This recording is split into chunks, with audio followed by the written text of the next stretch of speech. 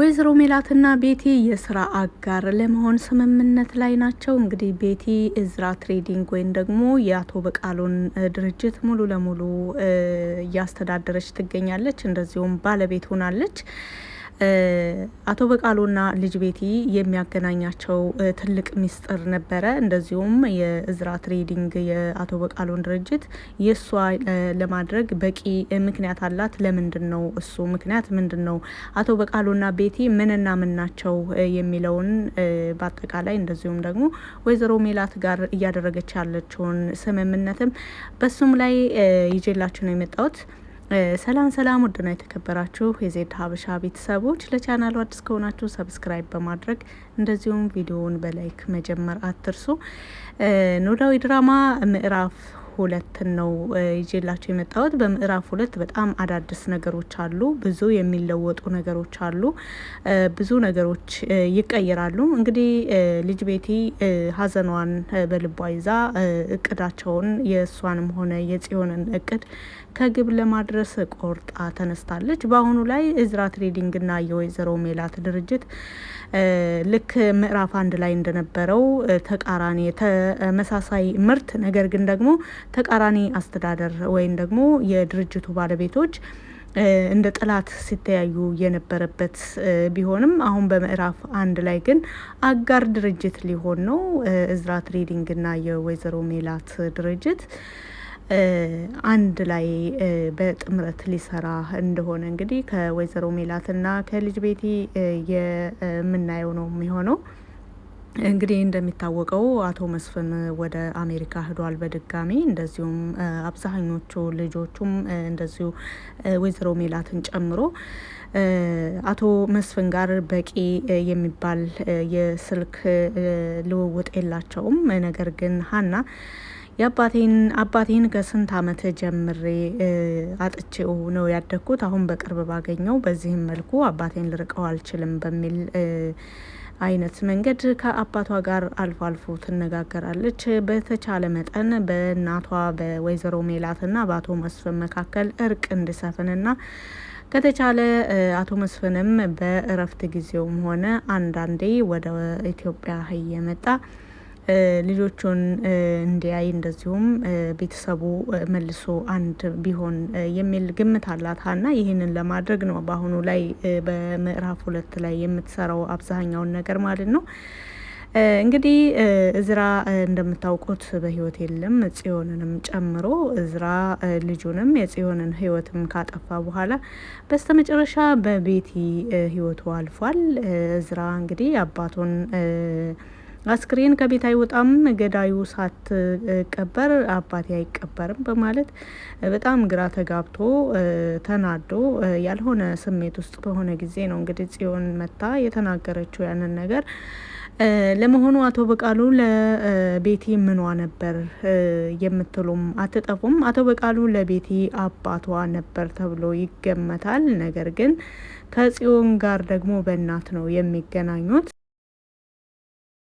የቤቲ እናት ለቤቲ እንደነገረቻት ከሆነ ከዚህ ከታሪኩ ላይ እንደምናየው የእሷ አባት አቶ በቃሉ ቢሆንም አቶ በቃሉ በልጅነቷ ጀምሮ ሳትወለድ ጀምሮ እንደ ካዳትና እናቲቱ በጣም ስትቸገርና በአቶ በቃሉ ስትሳደድ የነበረች በስተመጨረሻም ሌላ ሰው ጽዮንን አባት ማለት ነው እሱን አግብታ ሁለቱንም እዛ እንዳሳደገቻቸው እንደገና ደግሞ ሌላ ባልታሰበ መልኩ ከእሱም ጋር እንደተለያየች ያማለይህ የማይመች የሚባል ህይወት የኖረችና በተለይ ደግሞ አቶ በቃሉ በጣም ጎድቷት እንደነበረ ህይወቷን በሙሉ ያደናቀፈባት፣ ደስታዋን ያጠፋባት፣ ህይወቷን እንደዚህ ያበላሸባት አቶ በቃሉ እንደሆነ በተደጋጋሚ ለቤቲ ትነግራታለች። እንግዲህ ቤቲ ካደገች በኋላ ትምህርቷን ከጨረሰች በኋላ ወደ አቶ በቃሉ ለመጠጋት ሙከራውም ተሳክቶላታል። በስተመጨረሻ ግን ወደ እነ መስፍን ነው ያደላቸው።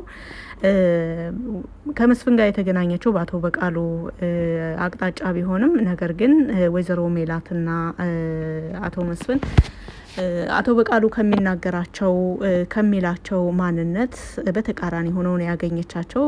ቤቲ አቶ መስፍንን ለመጉዳት የሜላትን ድርጅት እንደዚሁም ቤተሰቡን ለመረበሽ ብትገባም ነገር ግን በስተመጨረሻ በቤተሰቡ ውስጥ የፈጠረችው ትልቅ ሚና በሜላት ልብ ላይ ተቀባይነት እንድታገኝ ሆናለች።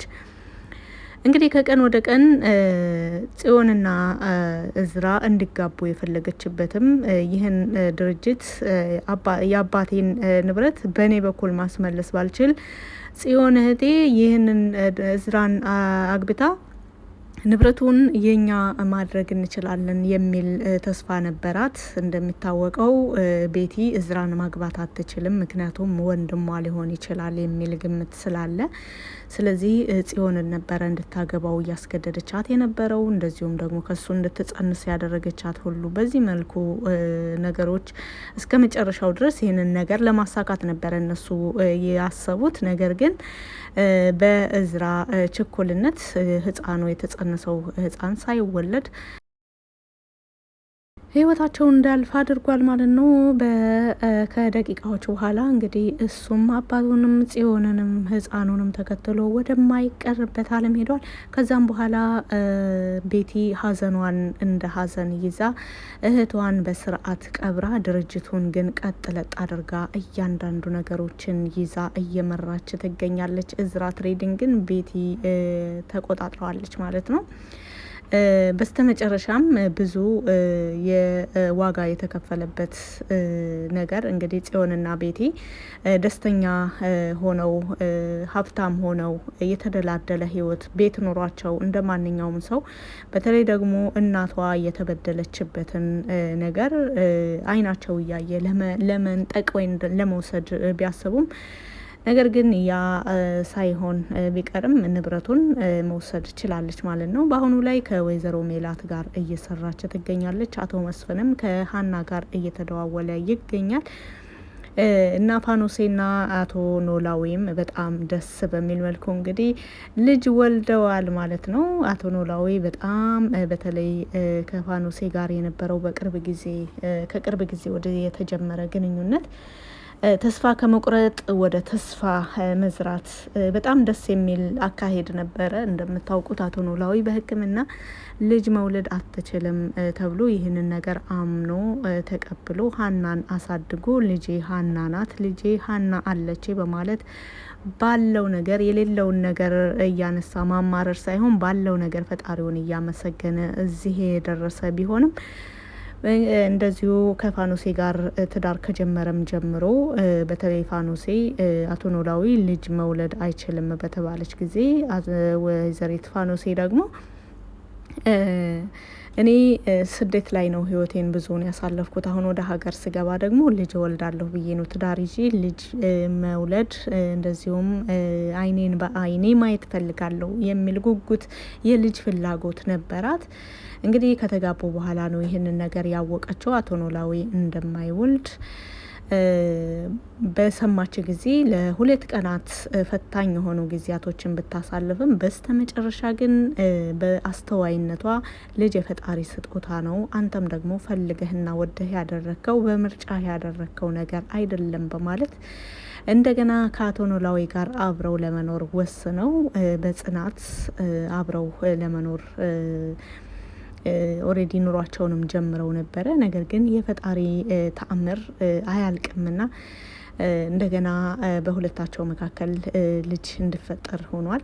እንግዲህ ከምዕራፍ 1 ላይ ልጁ አልተወለደም ነበር። እንደምታውቁት ፋኖሴ ጸንሳ እንደነበረ የተጸነሰው ጽንስም ደግሞ ከአቶ ኖላዊ እንደሆነም ያረጋገጡበት መንገድ አለ። እርግጥ ጽንስ መረጋገጥ የሚችለው ብዙ ጊዜ ከተወለደ በኋላ በዲኤንኤ ምርመራ እንደሆነ ነው የማውቀው እኔ። ምናልባትም ሌላ መንገድ ኖሮ ሊሆንም ይችላል። አንዳንዴ ከምናውቀው በላይ የማናውቀው ሌላ ብዙ ነገር እንዳለ ከግንዛቤ ውስጥ ማስገባት ባንረሳ ጥሩ ነው። እንግዲህ የአቶ ኖላዊም ልጅ ተወልዷል። ሀና ሌላ ቤተሰብ አፍርቶላታል አባቷ ማለት ነው። አባቷ አቶ ኖላዊ እንደዚሁም በአዛኛው አባቷ በአቶ መስፍን በኩል ከወይዘሮ ሜላት ጋር ያለውን ነገር ለማስተካከል እየሞከረች ነው። አቶ መስፍንና ወይዘሮ ሜላትን ከነበሩበት መራራቅ ወደ መቀራረብ የገቡት እንግዲህ ከምዕራፍ 1 ላይ ምናልባት 10-15 ፓርቶች ጀምሮ ይመስለኛል። ከዛም በፊት ሀና በህፃነቷ ከጠፋችበት ጊዜ ጀምሮ እስከዛን ቀን ድረስ አቶ መስፍን ከወይዘሮ ሜላት ርቆ ወይዘሮ ሜላትም ደግሞ ለቤተሰቦቿ ለልጆቿና ለድርጅቷ እያንዳንዱ ነገር መስዋዕት እየከፈለች ያለፈች ጠንካራ ሴት ብትሆንም አሁንም በስተመጨረሻ ደግሞ አስቸጋሪና ከባድ የሚባል ጊዜ ላይ ነው አቶ መስፍን ትቷት የሄደው። አቶ መስፍን ትቷት የሄደው ነገሮችን ለማስተካከል ስላቃተው ነው። ብዙ ጊዜ በተለይ ደግሞ አስቸጋሪ ጊዜያቶችን ከመሸሽ ይልቅ አብሮ መጋፈጥ ከሜላት ጎን መሆን በቂ ነበረ። ይህ ነገር ሜላትን በጣም አናዷታል። ወደ አሜሪካ ሲሄድ እንግዲህ ተከሰከሰ ከተባለው አይሮፕላን ውስጥ ይኖራል ተብሎ ሀዘን ላይ ሁሉ ተቀምጠው ነበር። ነገር ግን እዛ ውስጥ እንደሌለ ቀጥታ ከኢትዮጵያ ወደ አሜሪካ እንዳልበረረና ትራንዚት እንደነበረ በረራው ሁሉ ካስረዳቸው በኋላ ሞተ ብትቀር ኖሮ ይሻለን ነበር ሁሉ ብለው ነበር ቤተሰቦቹ ወይዘሮ ሜላትን እንደዚሁም ምናሴና ሰላምን ጨምሮ እንደዚህ ሲሉ፣ ሀና ግን ይህን ነገር አልተቀበለችም። በይቅርታ የምታምን ሰው ናት። እንደዚሁም ደግሞ በጣም ስሜታዊ ለመሆን አንድ ነገር በተደጋጋሚ መሞከር አለብን ባይነኝ። ምክንያቱም ከዚህ እንደዚህ ነው ሀናን ያየሁት። ሀና ምናሴና ሰላም ከእናታቸው ጋር ምን ያህል ዋጋ እንደከፈሉ ምን አይነት ህይወት እንዳሳለፉ በወቅቱ ስላልነበረች ያንን ነገር አላየችም። አሁንም በይቅርታ ነገሩ ቢያልፍ ባይናት እሷ አሁንም ድረስ አቶ መስፍንን እያናገረችው ትገኛለች። በቤት ውስጥ እየተከናወነ ያለውን ነገር እንደዚሁም ቤተሰቡ ሰላም እንደሆነና ድርጅታቸውን በጥሩ ሁኔታ እንዳለ እነሱም ደስ በሚል ሁኔታ እንዳሉ አቶ በቃሉም ሆነ እዝራ ልጁ በህይወት እንደሌሉና ብዙ ነገሮች እንደተቀየሩም እየነገረችው ትገኛለች። አቶ መስፍንም በቅርብ መጥቼ አያቸዋለሁ ልጄ በማለት ሲናገር የተደመጠበት ፓርት አለ። እንግዲህ ኖላዊ ድራማ ፓርት 2 በጣም ደስ በሚሉ ነገሮች ነው የመጡት። በዋናነት ደስ የሚሉት የአቶ ኖላዊ መውለድ ነው። በሌላ ደግሞ የጆሮና የሀና ጥምረት ነው።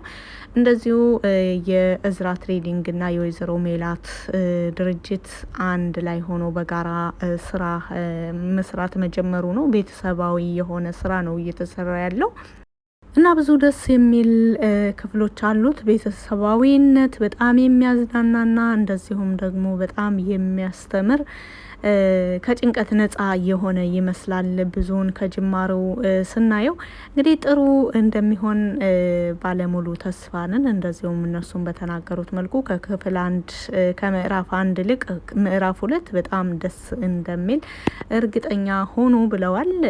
በቪዲዮ ላይ ያላቸውን ማንኛውንም አስተያየት በኮሜንት ስር መጻፍ ትችላላችሁ። ስላዳመጣችሁኝ ከልብ አመሰግናለሁ። መልካም ጊዜ